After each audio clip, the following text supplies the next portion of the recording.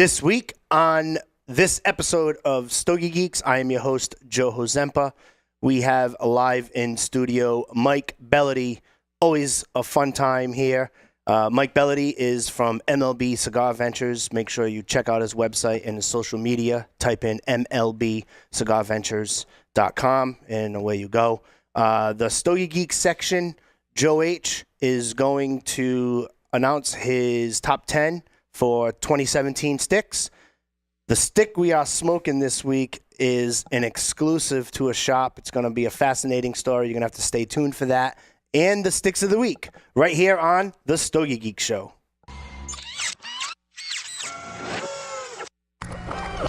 This is a Security Weekly production.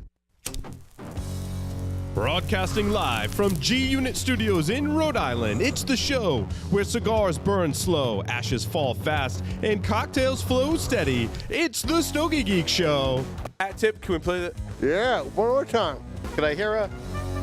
Yes! Yeah. Enjoy the dirt. Guests and friends here in studio, including a regular cast of characters, Mr. Joe Hollywood to my right. How are you? That's awesome. Joe D's here. Rainman's here. What's going on, Joe D? Roundtable discussions. Havana Cigar Club, located in Warwick, Rhode Island, is a great place to enjoy a drink and a cigar. Stogie Geeks listeners can find a $5 off coupon on our website by clicking the HCC logo. Welcome to the Stogie Geeks Show. This week, we have in studio Mike Bellody from MLB Cigar Ventures. Mike, how's it going? Great, thanks for having me. No, thanks for coming. I'm looking forward to hearing about a new stick that MLB Cigar Ventures is coming out with. I am your host this week, Joe Hozempa, and we have our co-host, Joe D. How's it going over there? What's up, boys? Everything's going good? Happy to be here. We got one of the legit good guys in the biz. So Yeah, I'm excited. I always have Mike. Appreciate I get a little giddy. You know, I'll be honest. You and Jared, I get excited when you guys are in the If studio. Jared's listening, I'm sure he'll try to communicate with us too. Yeah, maybe he might text or a Something. pigeon or something like that. also, Joe, in honor of our special guest, wore a little something for him. Oh, also no. for his underground boys in Texas. Oh yeah, Money Mike. Yeah, baby. Keep It that. doesn't end. I like that. I like that. We're gonna talk about. We're gonna spend some time talking about the underground shop. Oh, that's good.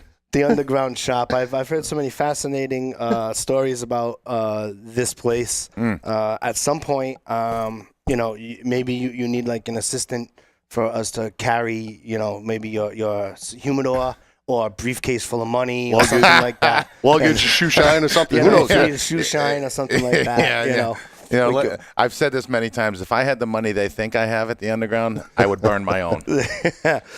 So it's definitely a good time. We are going to spend some time talking about Mike's new stick and what's going on with MLB Cigar Ventures. And then, like I said, on the second segment, I am going to give my top 10 that came out in 2017. And then the third segment here is Sticks of the Week. This is episode 259 of Stogie Geeks, Joe. We're moving the chains. You excited? Oh yeah. All right, let's do this. Let's do this. So, Mike, Yes, sir. we're not going to talk about the new stick quite yet. We're going to keep them a little bit waiting. That's fine. Okay. MLB Cigar Ventures has had a good 2017. It did. Yeah. We last episode when we had Jake on the set and Joe D and I were talking. We were talking about some of the companies that had good years, and a good year necessarily doesn't have to be, we sold out of cigars or the cigars on back order or anything like that. It's just good years when you've produced multiple stuff. Right. You put some stuff on the market. And we're going to talk about some of that stuff here for the Stogie Geeks listener who might not have had the opportunity to have an Imperia and then go forth from there. And then, who might not have had the opportunity to look you up via social media, which is MLB Cigar Ventures. You can go to MLBcigarventures.com, click on that, or on Instagram and also Facebook. Are you on Twitter too? I am. The Twitter and all that, Yeah. you do all of that? Yeah. I have my own. I have social media on my own name and on my company's name. Yep. So. And so his name is Mike Bellody. So check him out and you can follow him and all of his adventures. Some of them his eyes are open. and some of them his eyes are closed. Usually later in the night, but So take us through the past calendar year. It was January 2017. You celebrated New Year's. You had MLB Cigar Ventures. You've already had the Imperia out, right? You've already had the Isla out, correct? Yep. Timeline? Yeah. And the Ehrlich. Okay, and then you've had the Ehrlich out. So take us through 2017, where you are in shops, how things have developed for MLB Cigar Ventures. So 2017 was a really incredible year. I left my investment management career about a year and a half ago, and I started focusing full time on the cigar business, which was quite an undertaking, but it allowed me to get traction into some markets that I had no traction in yet. And then what happened from there was a lot of people that follow my cigars and know of my company know that Quesada Cigars makes all of the Imperia branded cigars, and Ernesto Carrillo makes the David P. Ehrlich for me.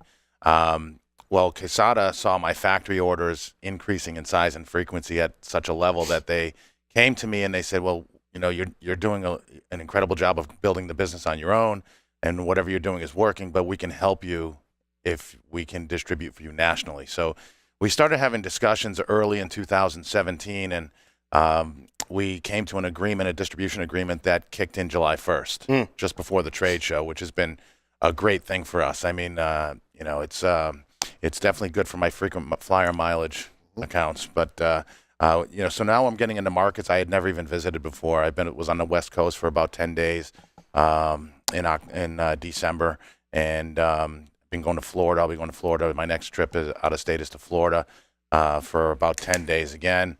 And we're really getting some traction and some notoriety that we would not have gotten otherwise. Mm-hmm. So now is Quesada leading in with all of the 4 blends, or are they leading in telling the story? Because I know about your story, right? And when you first came to market and that, sure. and I've seen your company grow, and I've seen you make moves within the industry. Right. So it's you're one of those cigar companies that I follow pretty closely. Now a lot of it works out is because of geographical location. You kind of live in the backyard of the province metro. Right. But so when Quesada when the Quesada rep is on location, they're going in with all the 4 blends.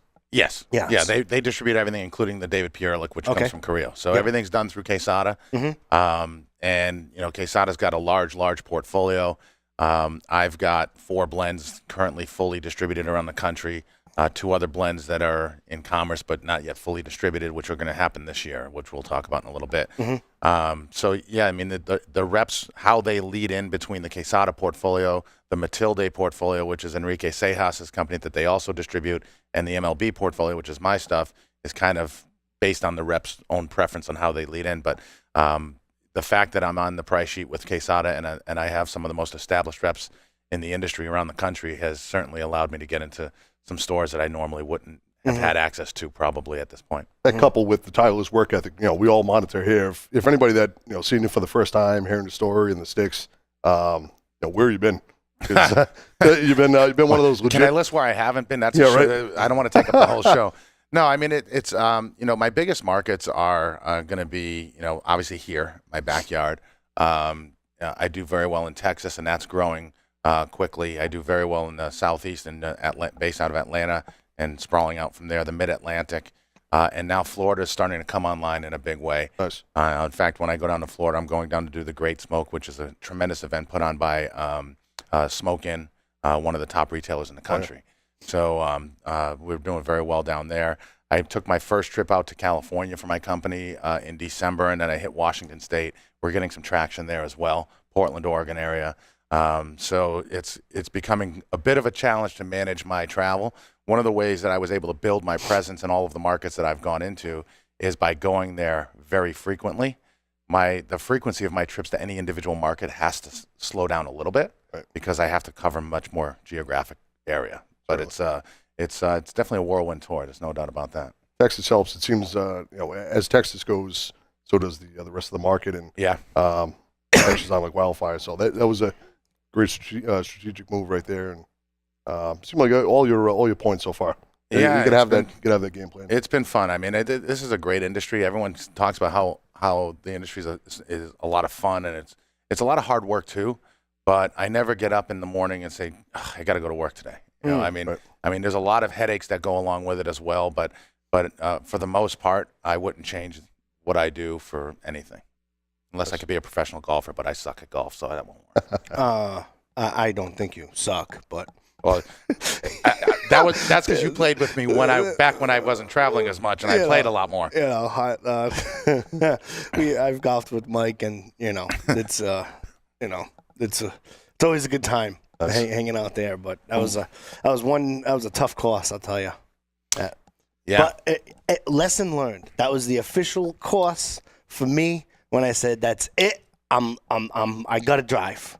I got to drive because I used to hit the 3 off the tee, Joe. That's me. And for my boy Will, who always complains that we always talk about tennis shoes and golf, I digress. But I show up to Mike's golf course and I'm going to hit the 3 off the tee. Well, guess what? Does you no good. Does you no good. You're in trouble. You got to take the driver out of the bag at my club. Time to change gears. You definitely do. But so how did that change from when you're dealing with brokers, right? Within the industry, I'm assuming you give them your price sheet, your direction, your intuitive direction, right? And say, okay, this is what my brand represents. And then how does it change when you go to now an already pre-established company like Quesada? Do you still get to call some of those shots, or yes. is it okay? You're on a price sheet now. We got this. We'll talk to you soon. No, it's still it does that part of the sales process doesn't change a whole lot. I still work very directly with the sales reps, which is why I travel to their territories to help build the territories out and do events and so forth. And to a lot of the sales reps that Quesada has, they didn't really have a intimate knowledge of my cigar line. So I had to kind of bring them up to speed on what it is and how I do business and what my philosophy is and how I build my brand within a particular territory. I often tell everybody, I tell retailers this, I tell my sales reps this, that I'm not in the business of selling cigars to a retailer. I'm in the business of building a brand within that retailer's store and within that overall market.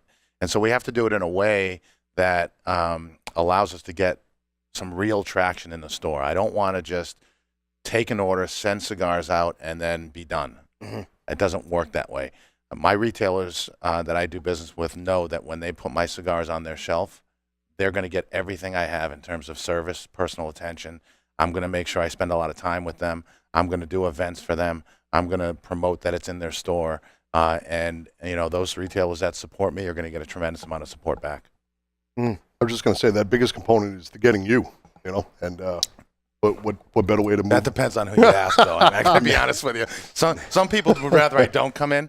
No, I'm kidding. What better way to move it than face of the franchises on scene, pushing the events? I think that's the way to do it. Yeah, I do a ton of events. I mean, it's the way I do it. I mean, if my philosophy is that if I can connect with the store owners, store managers, and at least as equally importantly and probably more important, the customers of those stores. Right. If I can connect with the customers of those stores and get to know them and make that personal connection, the cigars will take on a life of their own. The sales will take off on their own, and that's what happens. Along with social media. Yes. You have a question for Mike? I've got many. You've got many. He's got cue cards here. I'm dying to get to this stick because I'm already like chomping at the bit to talk about this. Did you get those questions from Don Wiggins over at the Underground? I'm just wondering because if you did, I want to pre-read them. Right, no loaded questions there. No, just work with icons like Quesada and EP Carrillo, and just want to the short list of who you want to work with next. If you can possibly give a little insight to the other listeners. Well, the first thing I need to do is get the FDA to go away. I mean, if the FDA came to their senses, which I don't know if it's going to happen or not, but if the FDA would just let us do what we're doing and realize that whatever they think we do in terms of underage smoking is not actually what happens. We don't do that in the cigar industry. We don't market to underage kids, and if they just let us do our thing, we can be. A large part of the cigar industry and being on my side of the industry is being creative, right? Yep. You've got to create blends. You've got to create packaging and create this branding situation. And the FDA is trying to take that away. But if we can assume that they didn't start regulating premium cigars, I definitely, would want to work with some other folks, and I think I ultimately will. Right. So my philosophy has always been that I will only work with the best minds in the industry. I will not put out a cigar with my name on it, with my company behind it, that has not been done with one of the very best. So originally I had a company with a business partner where we made a cigar called El Tiante. I worked with Pepin and Jaime Garcia on the blending of that. Legends, right? And then I started my own company in 2013 and began the blending process on the original Imperia. I did that with Manuel Quesada, another legend in the Cigar Aficionado Hall of Fame. And then when we did the Ehrlich, Barry, my national sales manager, and I, we worked directly with Ernesto Perez Carrillo. I mean, I've said this numerous times. I've been extremely fortunate to have worked with the people that I have. Right. I will never know as much about tobacco or blending as they do. But what I try to do is work with them and push them outside their normal comfort zone to get them to do something a little different, to put my own stamp on the cigars. And I think most people that smoke my cigars would smoke them and say that they're unique from those factories. They're not like every other cigar. They don't have that factory's necessarily signature flavor, if you will, on them. In terms of going forward, there's a lot of people that I would love to work with or consider working with. You want specific names, don't you? Well, Well, I mean, we're not the only podcast around, sir. So we got. You're not? It's. It would be only fitting that for the big four, coming in the four hole, it would have to be somebody legit, somebody big. Yeah, I mean, I love AJ Fernandez. I think he does a great job. I think the folks over at Casa Fernandez make some great stuff. So I would probably be interested in potentially working with them on something. Nice. There's more to come from my relationship with Ernesto Carrillo, and I hope to do more with Manuel Quesada as well. Absolutely. Mm-hmm. Beautiful. If you want more information on some of Mike's other blends, he was interviewed on Stogie Geeks a couple of times before. 191 and 152. Thank you. You can look up episode 191 of Stogie Geeks and 152, and you can hear more about that and those blends, because we're going to get right to what we're smoking. Actually, 223 just about a year ago. Oh, and it wasn't that long? I don't know these. That's why he's Rain Man. That's why we call him Joe Rain Man. Try and be prepared, He does all the legit. He's great. He does all the exact. I think he just made all that up. No, he prepares. I fool them all. He prepares. They're written on the cue cards. That's what it is. Yeah, he does all that stuff. Because normally we ask him a question. Yeah, we interviewed so and so. Joe, when's the last time Jake was on? And, but he was sick last week. He couldn't answer that question. He was loopy. He was loopy last week on that codeine or whatever. Yeah. Right? Little Sudafedrin. No, I think the viewers want that too. They want to double back see previous interviews. Yeah. We try and do our. Are you really going to have that out the whole episode? The whole time. That's yeah. awesome. Okay, great. Thank you. That's awesome. It's paperweight. Well, because now we're getting into our underground talk. The funny thing is, I wish he was doing something, because I would have done something too. But Joe's more creative. He likes that stuff. Actually, there's more to the costume I was trying to find just before you kind of lucked out. This is all I was able to come up with. But. Well, I'm thankful that's all you came up with. That's good. I appreciate that. Let's stop it right there. That's good. The fuel for the fire is already going down in Fort Worth, Texas. Oh, yeah. Right. Well, if anyone's listening from the underground, it's Underground Smoke Shop? Underground Cigar Shop and Lounge. If anyone is listening from Underground Cigar Shop and Lounge, email right quick, joeh@stogiegeeks.com. Or if you have a comment for Mike. Oh, they will. Or if you're listening to this via the Facebook page, throw a comment down, and the producers will whisper a question or two within my ear. No, they're very shy. They're a very shy group, so they're probably not going to have much to say. Well, they're about to embark on a phenomenal journey, if they haven't already, by selling these sticks. Right? That's right. The stick we are smoking it's called the Underground. Yeah, the Underground #RAF. And Underground #RAF. So if you're listening to this podcast and you got some little ones around, I'm going to give you a 30-second warning before we describe the F. Other than that, fudge. There you go. Right. But it's the Underground. It's an exclusive to that shop. It is. Okay, and you're going to tell us for that. and it's been about 30 seconds, so block your kids' ears. RAF stands for Rich as Fuck. Beautiful. It does. And then there you go. So that is interesting name. It is. I'd love to hear how you got to that. I'm sure there's plenty of stories that lead up to that. Yes. There too. And then you can tell the Stogie Geeks listener, about the blend. And I can tell you that I'm toggling back and forth between some whiskey and coffee, and I get two exclusively different notes, which I'll talk about as well. So, Sweet. How did this come about? I'm loving the size too, man. This is The Perfecto, yeah, it's nice. So the Underground is a great shop in Fort Worth, Texas, and I've done exceptionally well within that shop. And I was doing an event there at one time, and the guys that own it, Don Wiggins and Mark Scott, were there, and Mark had asked me where I grew up. To which point I said I grew up in the hood in Hartford, Connecticut. Now, for all of you out there at the Underground that are listening, and anyone else, I swear on my children, I didn't prep them for this. I would like your description of Hartford, Connecticut as you know it, Joe. Okay. I have been to Hartford. My personal experience with Hartford is I've had a friend who went to law school here in Rhode Island, and then he lived just outside of Hartford. We're not talking outside of Hartford. You're right. We're talking Hartford. I know. I get it. I'm trying to paint a picture. A lot of character. I'm trying to paint a picture, yes, right? Character. And then, so we would travel back and forth, and then I've played in a couple of bands, and we've done that. And it is a city that is, compared to its surrounding areas, it's kind of a ghetto.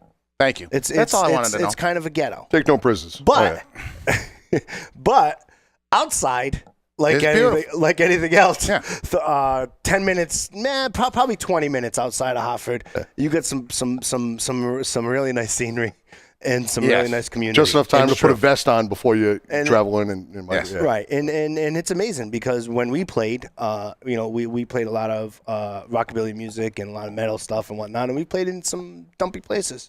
There were certainly no hipsters where we played. And there's not a lot of hipsters out over in Hartford. And you generally don't get pulled over if you run through a red light because they don't really want you to stop for very long. True. They want you to go. Yeah. Because, that way you can let me avoid guess. the fire. They decided, being from Texas and being from, what's the town they're in? Fort Worth. So being from Fort Worth, where things are bigger, better, badder, tougher, I'm assuming.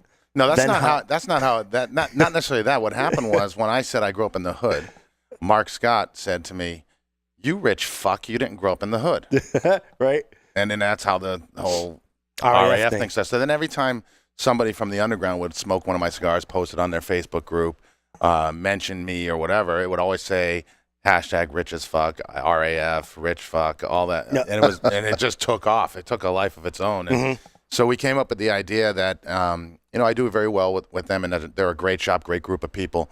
And so we talked about doing a store exclusive, and it just seemed fitting that we would call it the #RAF. Like, were there any names that were even in the running, or they were like, that is what we're using? No, but I will tell you that we were trying to get the band and the boxes to actually, at least on some of them, say rich as fuck, actually spelled out. And I approached Manuel Quesada with that idea. Oh, that probably did not go.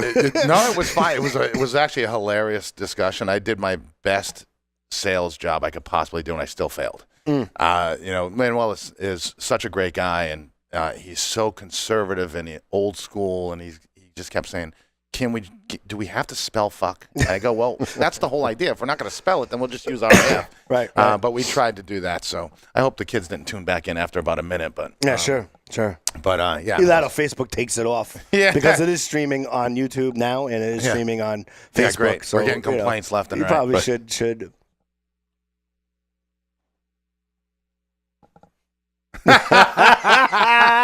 I'm drinking coffee, as you can see. Right. Now, producer John, the Love you, Don. The guest did not hear that, correct?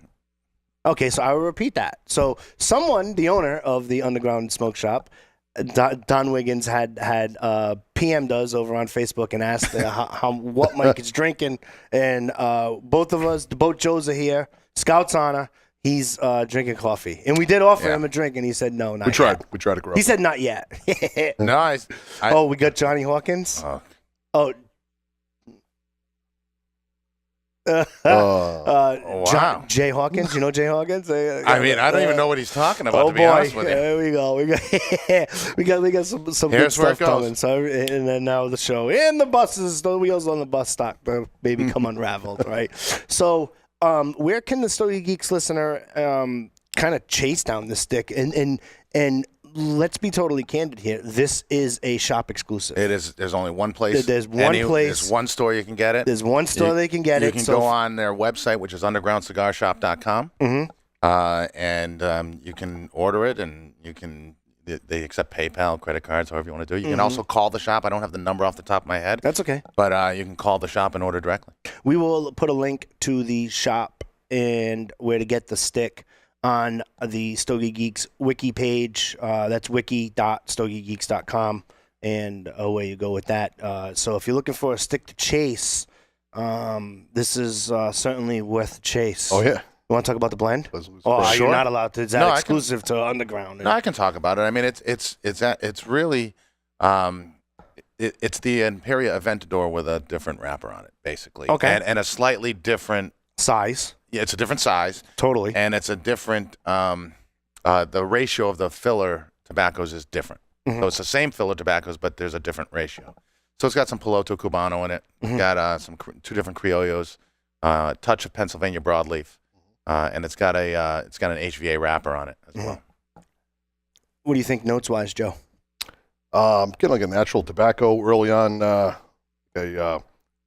couldn't distinguish between like a coffee or cocoa, but it plays well back and forth. And now, about a third of the way in, kind of like a freshness that's going on too. Yeah. It's clean on the palate. Yep. I get clean on the palate, a little bit of cocoa. When I have it with coffee, I'm getting some saltiness. Here's the kicker. When I have it with, what are we drinking? Bourbon? Is that what we're drinking? Knob Creek, yeah. Okay, yeah, we're drinking. When I have it with bourbon, I'm getting cinnamon. Really? Yeah. So you want to talk about a total game changer? If you were to pick up a couple of these, have one with coffee, check it out, and stuff like that. I don't know if you've done any of your pairings or if you any dabbling if you dabble with pairings. I think I had it with bourbon primarily when I did the release at the Underground on not 2 days ago Saturday, but Saturday before. I'm sure you had it with Ron Zacapa. I've had it with Ron Zacapa. Yeah, done that too. Were you picking up any cinnamon notes or no? I wasn't. Or sweetness? I wasn't feeling anything by the time I had the Ron Zacapa. Fair enough. The taste buds were gone at that point. No, Yep. but I mean, I get a lot of. It's in the same family as the Aventador, but there's a little bit more cocoa, I think, that you get from this than you do from, and then a little bit more toothiness on the wrapper as well. It lingers on the packet, but on the packet. Wow. It lingers on the palate. I think Joe just said that my cigar lingers on his packet. I just want to say package or package. I don't know what he's saying. The smoke lingers on the palate more than the other stick, and I don't know if it's a wrapper. It's sweeter. It is a little sweeter. Yeah, definitely. That's the HVA wrapper. Yeah, definitely. Yeah.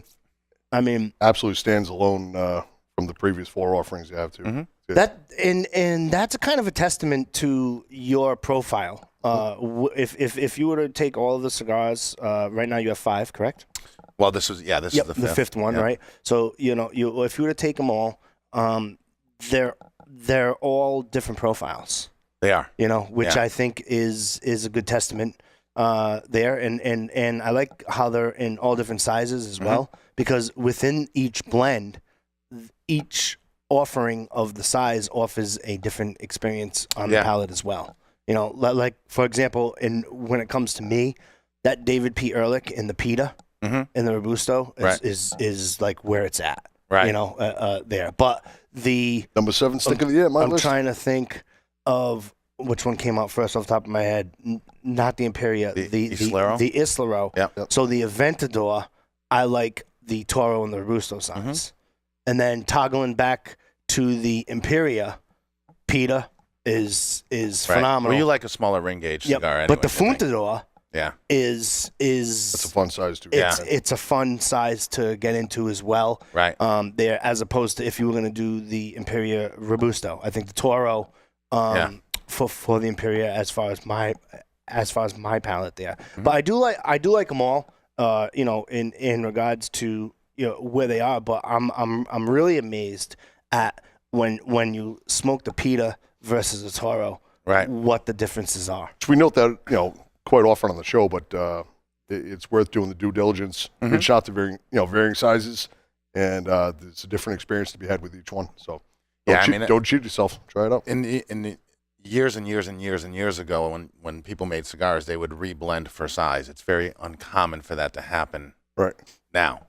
So, one, because it'd be very expensive to do, but so when you have 5 different sizes or vitolas of a cigar, you're going to get some subtle differences between the flavors, unless that particular line was tweaked for size. Most people don't do that. I don't do that. So you're going to get some subtle differences, and I like that actually, because if somebody wants something that has a little bit more kick to it, sometimes the smaller ring gauge will have a little bit more kick. Sometimes, actually, it depends on the blend, but sometimes the larger ring gauge will have a little more kick. So they can kind of gravitate towards the one that they like the best. And what you said is accurate. I mean, if you look at the blends that I've done, my favorite size of the Blue Label and the Islero is the Fundador. Mm-hmm. In fact, originally when I made that, it was just made for me to smoke, if you remember. So I made that because I liked it so much. My second favorite size would be the Toro of those two. And on the Ehrlich, I actually think that the Churchill is the best size, in my opinion. It's a 7x47 Churchill. So it's not, that's a classic Cuban-sized Churchill. It's not like the newer Churchills that are 50, 52, 54. And on the Aventador, I like the Toro the best. So it's kind of all over the place. Mm-hmm. But, I'm pretty much all over the place with when I have like a specific one that I gravitate to when I go see a shop. I love it when I walk into the shop and they're like, "Have you ever heard of this?" Yeah, I'm good. Like I know Bellody, or especially like when you go to the shop and they have a new guy or gal working there. Yeah. And they're like, "Oh, have you ever met Mike Bellody? What a guy!" I'm like, "Yeah, we're good. We're good." I know all about his story. Once or twice. I know all about his story. Then I'm like, "Well, which one do you like?" And obviously if we were to take 50 people in a room, we would probably get a mix of which size what people like. Yeah, I mean, I have a shop in Connecticut, for instance. I'm doing an event there on Friday, and they sell Gordos of all 4 like crazy, the 60 ring gauges. It's not my favorite size of any of them, but I'm not a big ring gauge guy anyways, but they buy predominantly 60 ring gauge cigars, but that's what their store sells. Yeah. So to each their own. I mean, that's why I make the different sizes. Right. So that would make sense that they would gravitate to them. Mm-hmm. New England here, seems to gravitate towards the larger size. Rhode Island as a whole, for sure. Yep. Rhode Island does. New York, Connecticut. Now you get down into the southeast in Atlanta area. There's certainly some big ring gauge smokers on there, but predominantly they're smaller ring gauge smokers. Texas is kind of all over the place, but I would say that Gordos or big ring gauge don't sell better than the more traditional sizes there either. Mm-hmm. Yes. Joe, you got another question? You said you had many. He's got like 10 index cards, dude. He's always prepared. I just want to make note of the website is very clean and easy to navigate through. Not always the case. Some of the guests that we have on and that. Also noted. So as far as merchandise goes. Mm-hmm. Little slim. Are you looking at anything moving forward? Hats or anything else? Sometimes we, Joe and I, we feel those questions. Everybody wants to know. We can get an ashtray, a hat, whatever else to help. Yeah, support I'm working on hats. I'm having a challenge with the Imperia Eagle logo with a hat, and so I'm trying to get that. They're having a hard time. You have to embroider a hat, so it's going to be very difficult to embroider that logo. So we're working on that. The Ehrlich I could get done pretty quickly, and I'll have some Ehrlich hats soon. I have on my website, I've got shirts, lighters. That's mostly shirts and lighters for swag items and so forth. And I've got some artwork that some people put in their man cave and things like that. But yeah, I'll be doing new shirts, golf shirts, things like that.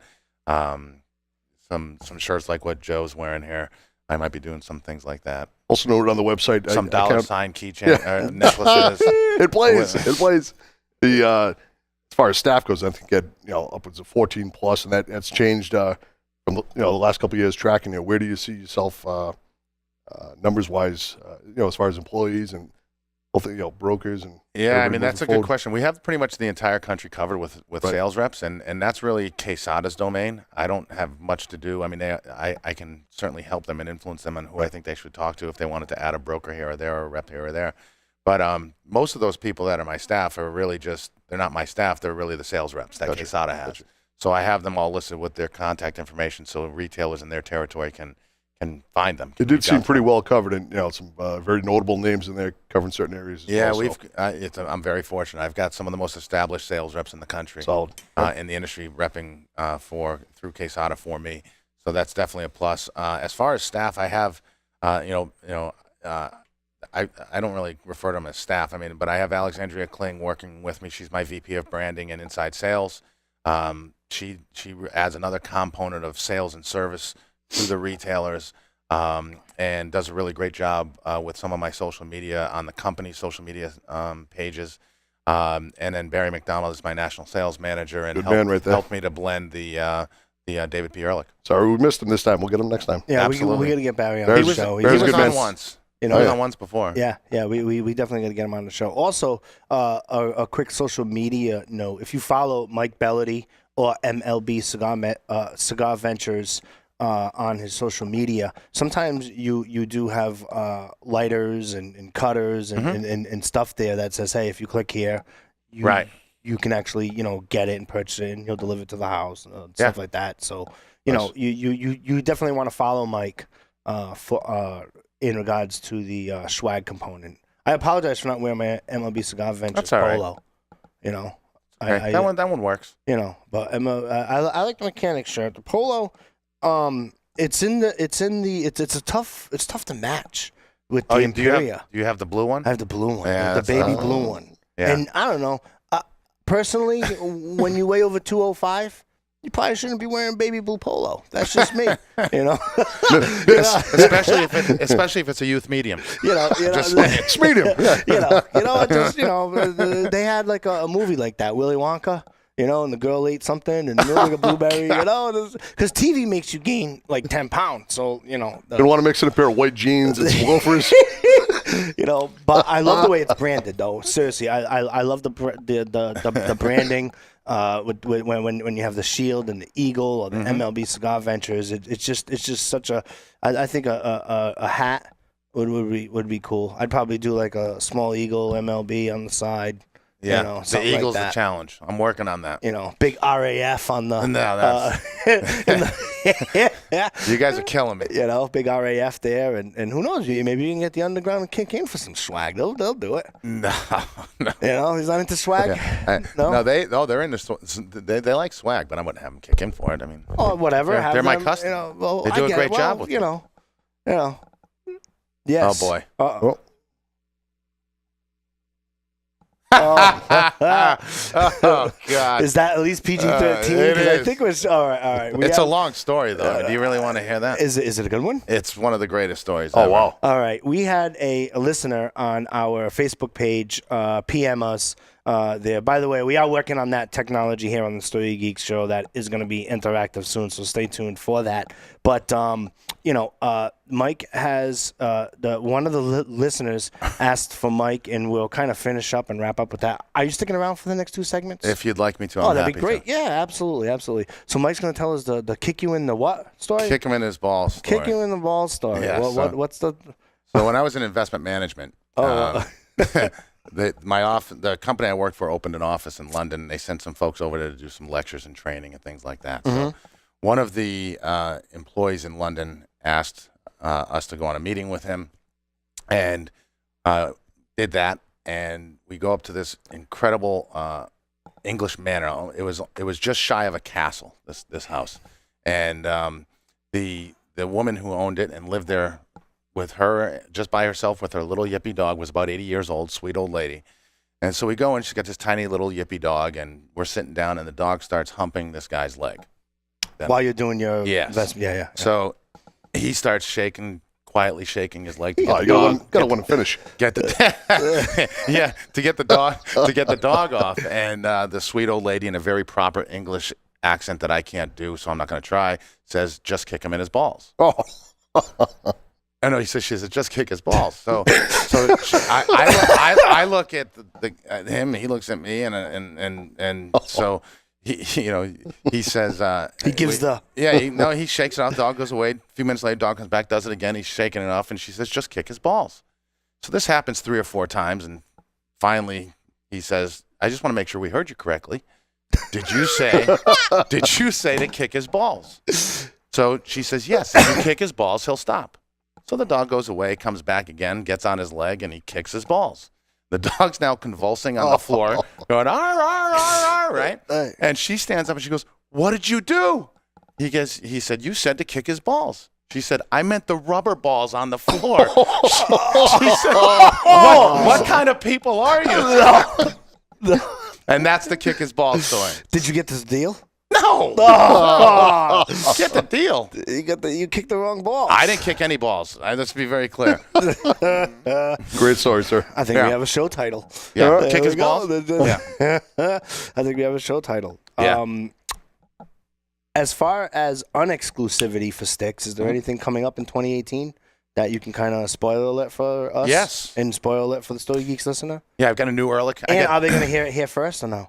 No, it's been out there a little bit. Okay. It's been out there a little bit, but Tried. nothing. I mean, it's not been widely broadcast, but I have 2 Ehrlich blends that I'm working on. Okay. Getting out into full distribution. One is going to be called the David P. Ehrlich PLM series, which is the PLM is Barry McDonald's father's initials, so we're paying some homage to him because he's the one that really brought the Ehrlich store to prominence in Boston for the last 40 years that it was Rich history around. right there. Yeah, huge. The underground loved that comment, that description. Jesus. So we got that coming out, and that blend is essentially the exact same binder and filler to a T of the current Ehrlich, and all we did was we changed the wrapper to a San Andreas Maduro. Mm-hmm. And you would be shocked at how much that changes the blend, and it's really a great blend. It's going to be awesome. So it's going to have the pepper component that David P. Ehrlich is known for. Yeah, but not as much. Okay. And then changing it to a Mexican San Andreas? Yes. So it will have a salty, dry component to it. Yes. It's a Maduro, so it's you're gonna get some of that natural sweetness. Which the current Ehrlich has a little bit of from the Sumatra wrapper that's on that, but you're gonna get a little bit more of that cocoa and sort of that cocoa effect from the Maduro wrapper, that San Andreas Maduro, and the San Andreas Maduro is a very rough wrapper, right? It's like almost like gritty, if you will.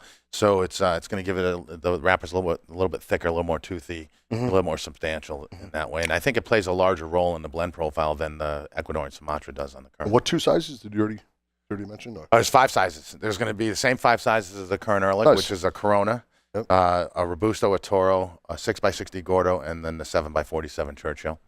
And then the other blend that I'm working on that I'm not really talking about the specifics of just yet is going to be out, I hope, by the trade show. It will be out in 2018 because 2018 is the 150th year of the David P. Ehrlich Company. So we want to, we're going to make a 150th anniversario cigar. It's coming under the David P. Ehrlich. Yes, and they're both going to be coming out of Ernesto Carrillo's factory as well. Very nice. And then 2019, you're going to circle back to your other stuff? Well, maybe. 2019 is going to be, hope the FDA gets out of the way and then I can get more creative and make some more stuff. Maybe Connecticut? I would love to do a Connecticut, actually. That's one of the things that I wanted to do, but I'm just going to wait and see That's how the FDA shakes one out. component that seems to be missing in the profile. Yeah, I don't have a mild cigar. You know, I mean, my cigars are medium-bodied and medium strength and up. Right. I don't have any punch-you-in-the-face strong cigars either, but everything's medium or medium plus. Yep. Tasty, though. They're very sit back, relax, enjoy, tasty, try the different sizes. I'd say they're all different. Standalone, Yeah. Each one of them, Yep. Absolutely. That's awesome. That's good stuff. I like it. Yeah, Anything else you want to say to your underground pals? Or they're going to catch us out of... I hope they stay tuned for the next 2 segments. I'm sure some will. I'm sure some have already fallen asleep, like a gentleman, a good friend of mine, Michael Barlow's been sleeping for at least 15 minutes. I guarantee you. Oh, really? Yeah, In fact, I just got a picture texted to me of him sleeping. I'll show it to you during the break. Nice. Love you, Mike. Nice. Joe, any other quick questions while we wrap up the segment? Or That's it, brother. That's it? That's it. That's it? Usually, I have a question. Knowing what you've known from MLB on, right? Not previous experience within your cigar experience. Knowing what you have known, is there anything that you would have changed in regards to and non-FDA? So not non-FDA and what that is there anything that you probably would have changed either in a profile, or were there any profiles that you wanted to do that didn't come up, or is what was your greatest challenge? Oh, I think from an industry standpoint, the greatest challenge is building out distribution. Right, is getting sales reps in areas that can help you to get market penetration. The most difficult part of the cigar business, from my side of the cigar business, is getting good sales reps. So I was fortunate enough to get a lot of good sales reps even before the Quesada distribution deal. But now that I have the Quesada distribution deal, I've really got a world-class group of sales reps working for me. Typically, go ahead, Joe. And then having now Quesada distribute all of the MLB portfolio, has that made things kind of volume-wise jump up and change your scope of work, or has it really? I travel more. Okay. Yeah, sure. I mean, definitely volume has picked up. Because instead of having, I'm making it up, 20 brokers, now you have 30 sales reps, or whatever the numbers. No, it's not that many, but I mean, I'm getting into getting market penetration into areas that I would not have. My philosophy before, and would be my philosophy now, is I won't sell into an area that I don't have a sales rep. And I won't sell into an area that I'm not willing to go and support myself by being there personally. Good philosophy. So when I had, before Quesada, I didn't have sales reps everywhere. So I only went to those territories where I had sales reps, and I really worked hard on those territories. And the reason I do it that way is because I don't want to just sell cigars to a store. And then if there's no one there supporting the line or getting it into people's hands, doing events, meeting the customers of the store and building that personal relationship, it's very difficult to gain traction and to actually sell well in that market. So now that I have sales reps all over the country, I will sell to any territory in the country, and then I will support it by traveling. And that's kind of how I do it now. Whereas I used to travel just to visit stores when I was trying to get my name out there, now I always have a couple, 2 or 3 events in every territory I go to when I travel there, and I also fit in the visits to stores with the sales reps. Awesome. I just wanted, again, that Atlanta, Texas, New England area, those are tough, but you lock those up pretty solid. New England typically is pretty tough, and you've got a stranglehold on New England. So. Yeah, well, I mean, it's my backyard, so I have an unfair advantage, kind of, right? I mean, I do very well, obviously here. Can't discredit though. You still gotta lock it up, and it takes time, and you did that. So. Yeah, and when I'm home, I'm always visiting stores. I mean, I don't ever sit at home unless I have to do the tedious part of the business for a day or so and do the office work. But yeah. Yeah, absolutely. Over 2018, you are going to be hearing more from Mike Bellody. Super excited here. We have a Stogie Geeks announcement. Super excited here. Stogie Geeks in 2018 is doing a set of bus tours. And they are brought to you by MLB Cigar Ventures. So if you want to sign up for the newsletter and get more about the bus tour, we're talking pretty soon. You will have ample notice. You can log on to cigarshed.com, sign up for the email, and you're going to get some more information. And we're going to be doing some really neat bus tours, and we're going to be able to travel with Mike, which is always going to be fun. So now maybe when you're on another podcast, you can talk about the Rhode Island crew as much as you talk about some of the underground crew and stuff like that there too. So thank you for that. It's going to be awesome. Yeah, it's going to be fun time. Yeah, definitely. We're going to be doing a set of bus tours. And just to clarify to the underground folks, that's a bus tour, not a limo tour. I just want to let you know. It's a bus tour. Stop it, Joe. Okay. So yeah, we've been trying to launch this thing, and we are really, really close to picking out a date for that. And we are looking at 3 bus tours during the course of 2018. And they're going to be pretty awesome. More details will follow, but it will be brought to you by MLB Cigar Ventures. So somewhat limited seating on that. At least that first one, they brought 25 or 30, so you don't want to wait. Don't snooze on that. Yeah, for sure. So you definitely want to stay tuned to the next couple of podcasts, because probably episode 260, which is next week, or episode 261, we're going to have concrete dates, stats, and where to go and what's going on. So you definitely want to stay tuned for that. And then also, coming up, 2017, my top 10. Stay tuned.